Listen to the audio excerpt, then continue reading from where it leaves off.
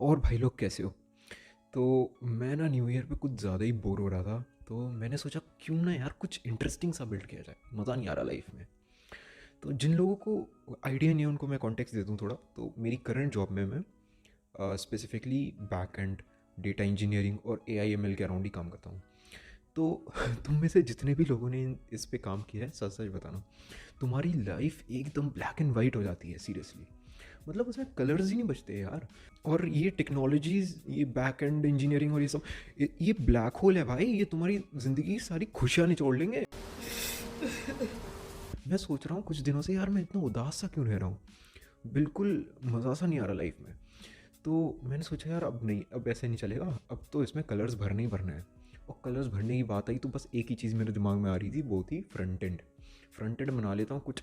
मतलब तो front end में थोड़ी सी क्रिएटिविटी होती है, समझ रहे हो तुम? कोई तुम ऐसी चीज़ बना रहे हो, कोई एक ऐसा यूआई बना रहे हो जो कि अच्छा सा दिखता है, तो थोड़ी क्रिएटिविटी लगती है उसमें। तो मूड रिफ़्रेश हो जाता है। तो अब ये तो सोच लिया मैंने कि हाँ फ्रंट एंड बनाना है, पर फ्रंट एंड में क्या बनाऊँ ये नहीं समझ आ रहा था मुझे। तो अब फ्रंट एंड में भी काफ़ी सारे ऑप्शन हैं तुम्हारे पास। या तो तुम कोई वेबसाइट बना दे रहे हो या कोई ऐप बना दे रहे हो, है ना? और ऐप में भी बहुत सारे ऑप्शंस हैं कि तुम एंड्रॉयड के लिए बना रहे हो, आईओएस के लिए बना रहे हो, और स्मार्टफोन के लिए बना रहे हो, कि स्मार्ट वॉचेस के लिए बना रहे हो। तो इसमें भी काफ़ी सारे बाइफर्केशंस हैं। तो इनिशियली ना मैं सोच रहा था कि वेबसाइट बना लेता हूँ। वेबसाइट पर फिर एक थॉट आया कि नहीं यार, वेबसाइट तो हर दूसरा बंदा बना लेता है आजकल। और वैसे भी मेरी करंट जॉब में भी मैं एक फ्रंट एंड पे थोड़ा बहुत काम किया मैंने वेबसाइट पे, तो उसमें इतना मज़ा नहीं आया मुझे। ठीक है। तो मैंने सोचा नहीं यार, अब तो ऐप ही बनाएंगे। पर स्मार्ट वॉच है नहीं मेरे पास, तो बस वो तो वैसे ही रूल आउट हो गया। तो बनना ऐप है, पर स्मार्टफोन के लिए बनना है। अब iOS वालों का दिल नहीं दुखाना चाहता मैं, पर मेरे को एंड्रॉयड ज़्यादा पसंद है थोड़ा। ठीक है। अब पता नहीं क्यों है, पर है। और वैसे भी भाई, अगर तुम्हें ऐप बनाना ही है तो अमीरों के लिए क्यों बना रहे हो? तुम गरीबों के लिए बनाओ ना, उससे तुम्हें दुआएं भी मिलेंगी। तो अब ऐप बनाने के लिए भी काफ़ी सारे ऑप्शन है कि मैं कैसे बनाऊँ। अगर मैं नेटिव टेक्नोलॉजीज़ यूज़ करता हूँ, जैसे अगर तुमने कॉटलिन और एंड्रॉयड स्टूडियो यूज़ किया, तो जो ऐप निकल के आएगा वो सिर्फ एंड्रॉयड स्मार्टफोन्स पे चलेगा। पर अगर तुमने स्विफ्ट यूज़ किया और जो iOS ऐप बनाया वो सिर्फ iOS पे चलेगा। पर मैं सोच रहा था कुछ ऐसा मिडिल ग्राउंड सा निकाल दें बीच का। तो उसमें फिर टेक्नोलॉजीज़ आती है, जैसे कि रिएक्ट नेटिव होगी और फ्लटर होगी। तो ये टेक्नोलॉजीज़ है कि इससे तुमने ऐप बनाया तो वो दोनों जगह पे चल सकता है, कि एंड्रॉयड पे भी चल जा रहा है और iOS पे भी चल जा रहा है। ठीक है। तो फाइनली मैंने चूज़ कर लिया कि रिएक्ट नेटिव पे ऐप बनाते हैं, क्योंकि इससे ऐप भी दोनों जगह बन जाएगा और थोड़े से कूल भी बन जाएंगे। तो चलो, ये तो फिक्स हो गया था कि ऐप बनाना है। पर अब कौन सा ऐप बनाना है, अब ये नेक्स्ट क्वेश्चन आके खड़ा हो गया। तो मैं ना थोड़ा टाइम सोचा। फिर मुझे एक इंसिडेंट याद आया कि कुछ महीनों पहले मैं अपने मैनेजर से बात कर रहा था, कुछ पता नहीं क्या कॉन्टेक्स्ट था बात का, मुझे खुद याद नहीं है। पर बीच में से एक बात निकली और उन्होंने बोला कि तरुण, तुम तो अमेज़ोन पे शॉपिंग करते होगे। मैंने बोला हाँ, करता हूँ। तो कहने लगे कि फिर तुम जब अपना डेबिट कार्ड का नंबर डालते होगे तब ओटीपी तुम्हारे फ़ोन पे आता होगा पेमेंट के लिए। मैंने कहा हाँ। कहते फिर तुम अपना फ़ोन उठा के फिर अपने लैपटॉप में वो टाइप करके, अगर तुम लैपटॉप से शॉप कर रहे हो तो ये प्रॉब्लम स्टेटमेंट पूरा बनता है। ठीक है। तो अगर तुम शॉप कर रहे हो तो तुम वो फ़ोन उठा के फिर ओटीपी डालते हो और फिर पेमेंट इनिशिएट हो जाता है। तो कहते कि मैंने ना एक बार एक प्रोजेक्ट बनाया था। मैंने कहा अच्छा, क्या था उसमें? कहते कि वो जो ओटीपी आता था ना फ़ोन पे, वो ना मैं ब्राउज़र में भेज देता था। तो मुझे ना फ़ोन उठाने की ज़रूरत नहीं पड़ती थी। 3 सेकंड तक मैंने इस पर सोचा। मुझे आइडिया ना बहुत ही सही लगा यार, कि मतलब तुम सोचो, तुम्हारे फ़ोन पे ओटीपी आ रहा है और तुम्हारे लैपटॉप में आ गया और तुम्हें फ़ोन ही नहीं उठाना पड़ा। काफ़ी सही प्रोजेक्ट है। पर जैसे ही वो 3 सेकंड का थ्रेशोल्ड क्रॉस हुआ ना, तब मुझे रियलाइज़ हुआ कि कुछ सिक्योरिटी फ्लॉ से नहीं हो गया।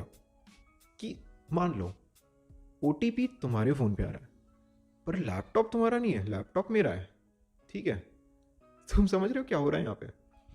तो मैंने सोचा यार अब इसको तो इम्प्लीमेंट करना ही है, क्योंकि इन्हीं इविल आइडियाज़ को तो इम्प्लीमेंट करने के लिए मैं पैदा हुआ हूँ। तो चलो, मैंने जो ऐप बनाया वो मैं तुम्हें दिखाता हूँ।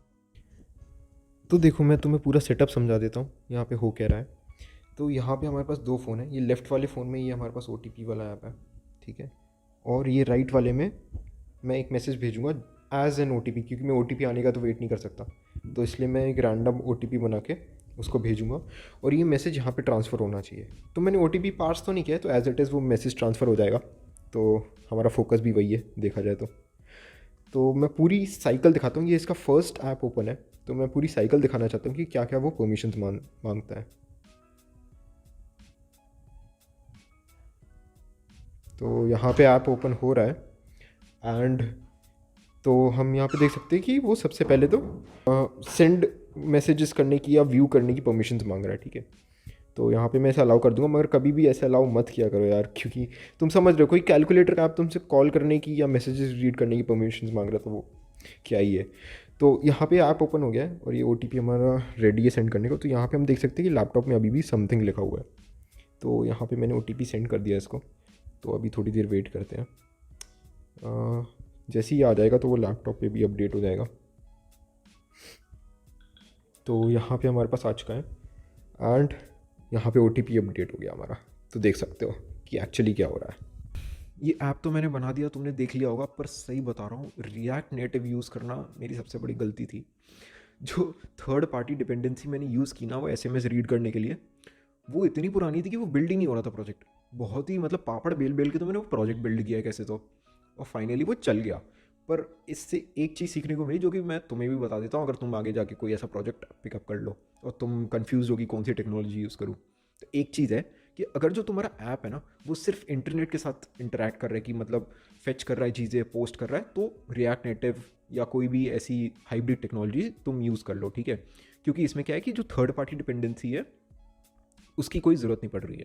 पर अगर तुम्हारा ऐप जो है वो नेटिव API कॉल्स कर रहा है, कि मान लो कैमरा खोल दे रहा है, SMS रीड कर ले रहा है, तो फिर दिक्कतें आना चालू हो जाती हैं, समझ रहे हो। तो इन ऐसे केसेस में नेटिव टेक्नोलॉजीज़ प्रेफर करो। पर अगर फिर भी कोई मजबूरी है तो क्या ही कर सकते हैं, जैसे मेरा केस था, पिक कर लिया तो करना ही है। फिर मेरे से ये ऐप की लिंक मांगेंगे ना, तो मैं बदले में अपने डेबिट कार्ड का नंबर और CVV कोड मुझे पहले देना है, ठीक है, उसके बाद। और ये ऐप मैंने ना एक्चुअली लोगों की मदद करने के लिए बनाया है, ताकि उन्हें अगर कोई भी चीज़ खरीदनी हो तो उन्हें अपना फ़ोन ना उठाना पड़े। वो डायरेक्टली ये ऐप इंस्टॉल करें अपनी फ़ोन में और अपने डेबिट कार्ड का नंबर और CVV कोड मुझे दे दें, ठीक है, और मैं उनके लिए शॉपिंग कर दूंगा। समझ रहे हो? समझ रहे हो आप? समझ रहे हो? चलो फिर मिलते हैं अगली वीडियो में किसी और शैतानी के साथ।